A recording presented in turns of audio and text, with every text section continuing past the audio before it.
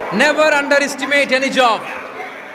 কোনো চাকরিকে ছোট করে দেখা যাবে, whether it's small or big, you don't care.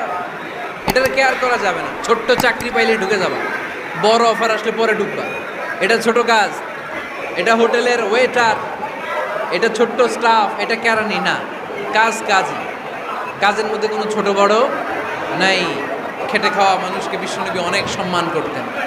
বিষ্ণুনবী সাল্লাল্লাহু আলাইহি ওয়াসাল্লাম খেটে খাওয়া মানুষদেরকে এত ভালোবাসতেন, বিদায় হজের মতো এত গুরুত্বপূর্ণ ভাষণও এই মেহনতি মানুষদের কথা বাদ যায়নি।